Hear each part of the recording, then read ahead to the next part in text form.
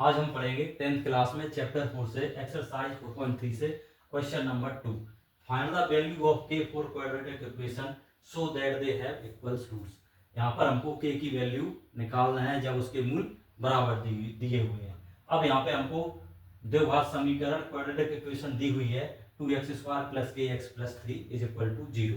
अब यहाँ पे हम क्या करेंगे कि इस दी हुई समीकरण की तुलना क्वाड्रेटिक इक्वेशन या द्विघात समीकरण से करेंगे। जब करेंगे तो यहाँ पर क्या होगा,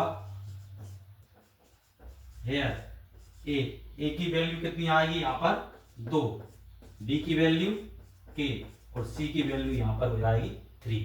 अब हमको दिया है कि roots are equal, given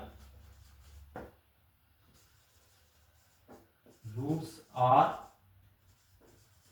equal. जब हमको मूल बराबर दिए हुए होते हैं तो डिस्क्रिमिनेंट d यानी विभक्त कर की वैल्यू होती है 0। अब विभक्त कर क्या होता है, d b² - 4ac। जब d की वैल्यू 0 दी है तो इसकी वैल्यू भी 0 होगी।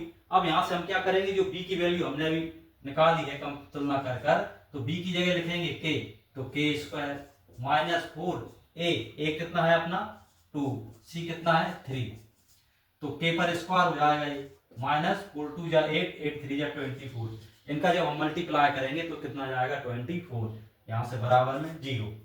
अब 24 को हम इस तरफ ले जाएंगे तो इसका जो चिन्ह है माइनस का साइन है वो चेंज हो जाएगा और ये +24 हो जाएंगे। अब यहां से क्या होगा,